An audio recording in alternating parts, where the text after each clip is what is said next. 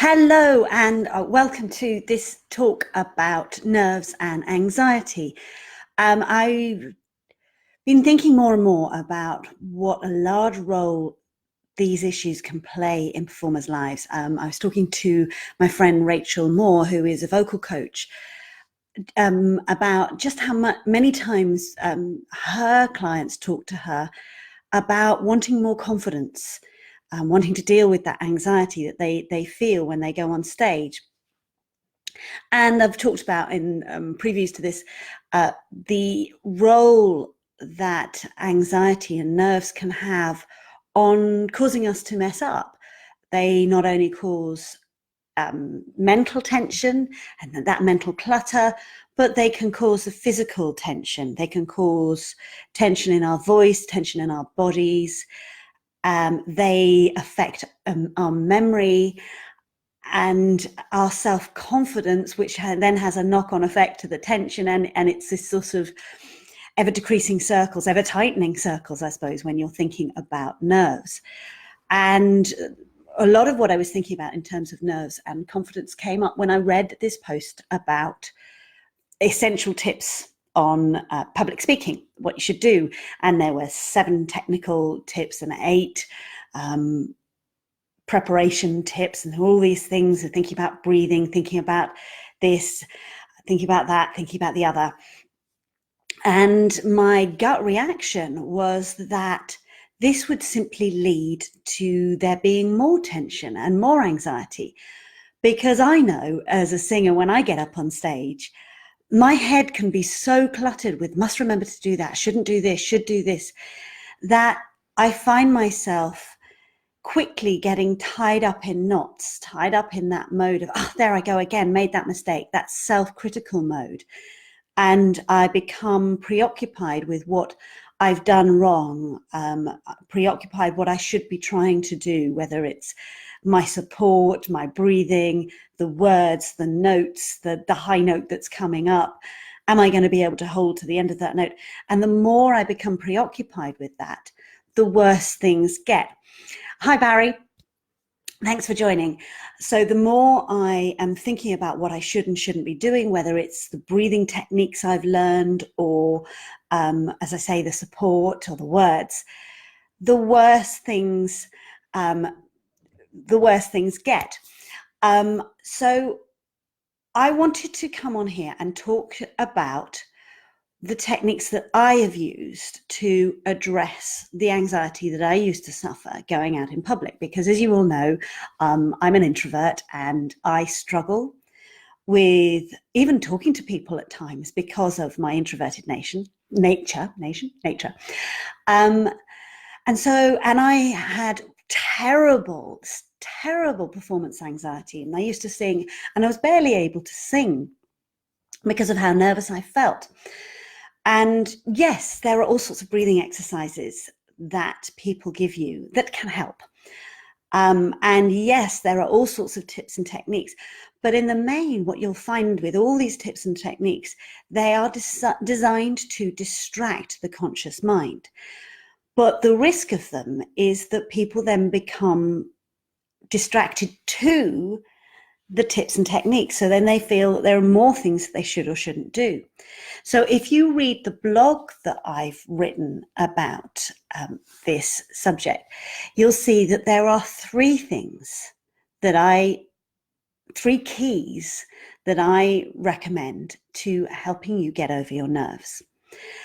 The first of which, and if we're talking about singers, since my primary clients are singers, I'll talk about singing, but it applies to public speaking as well, is to fall in love with your music, your piece, your song.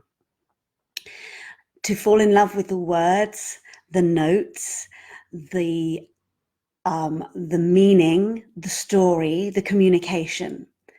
To understand why it's there. Why did the composer do this? Why did the lyricist do that?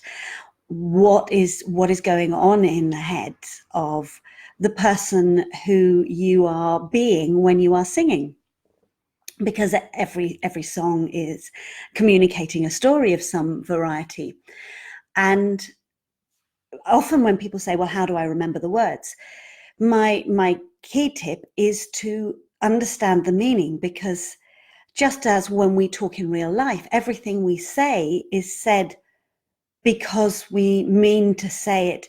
We have an intention. Whether we achieve our intention is a different matter, but we say it for a reason. We say it to achieve an end. We say it to communicate.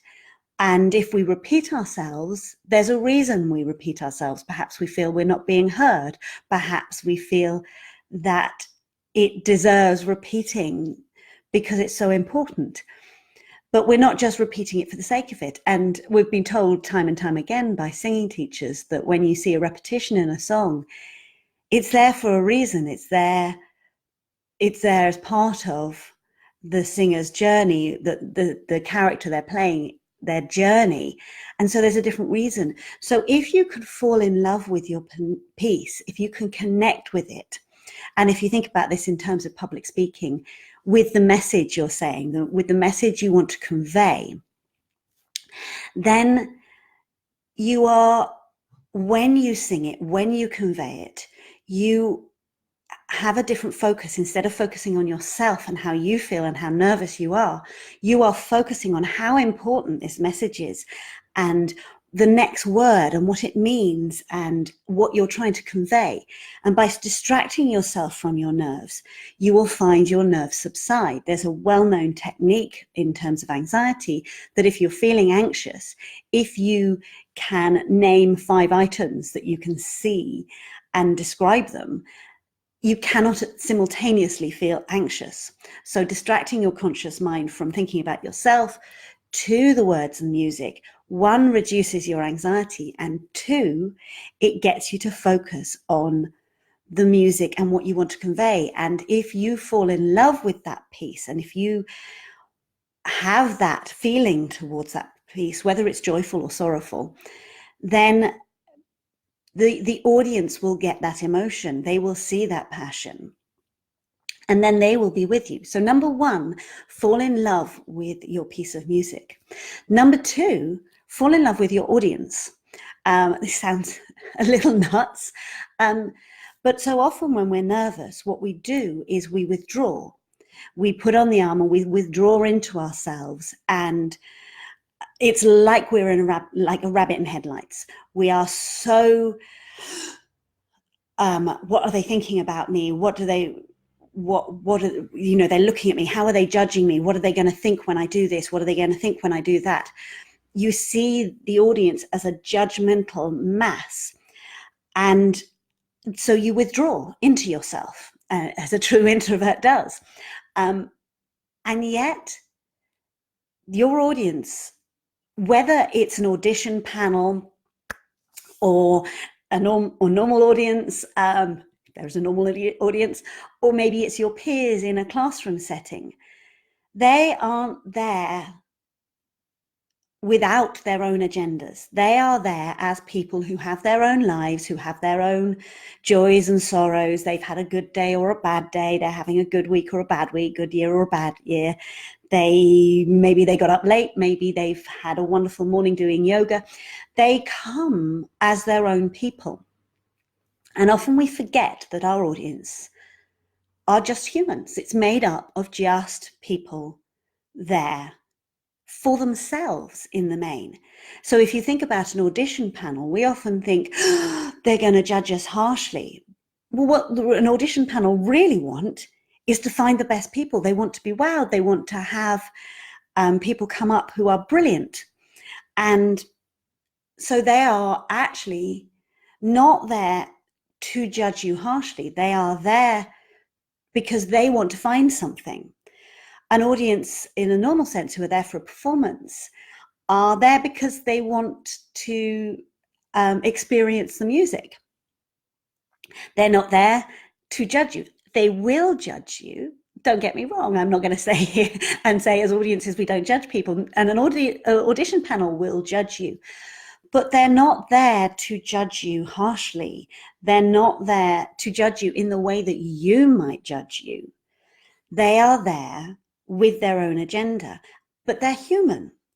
And one of the best ways of overcoming anxiety in relation to audiences is to look at them. to go around and look at them and ask yourself what sort of day they've had.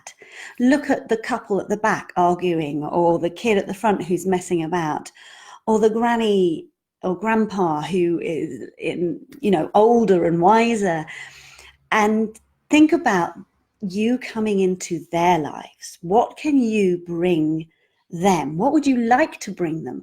What would make their lives better? And if you can connect and love your audience in their humanity, then you are less likely to put your armor on, and you're less likely to feel nerves. If you go out there acknowledging that they are human beings just like us, what can you give them? Then again, your focus will be on your audience and what you can give them. And it turns your brain away from what's going on for you and how nervous you are to your audience. And this again reduces your nerves. Because not only does it distract you, but you can see these human beings. In some of my workshops, I do an exercise where I ask people to look into someone else's eyes for 10 seconds. And after they do it, they feel incredibly vulnerable, they say. Often it's not all of them, but most people come out going, wow, I felt vulnerable. Then I ask them to repeat the exercise and look into each other's eyes whilst thinking about what's going on for that other person, what's going on in their life, what their day's been like, how they've got to where they've got to, what they're doing there, what they want from the day. And when people come out of the second 10 seconds, they say, I feel like I know that person so much better. And they felt comfortable, because when we're not thinking about ourselves, when we're thinking about the other person, it reduces our nerves and it increases our ability to give that person what they need, to want to and be able to meet their needs. So when we love and connect with our audience, we are better capable of meeting their needs as well as reducing our own nerves. The third thing, and this is the most important thing, and that is to love and connect with what is going with yourself and what is going on for you. Because when the nerves kick in, we can kick into that very self-critical voice. Pull yourself together, pull your socks up. What are you doing? Oh, stop worrying about it. You're making it worse. Excuse me.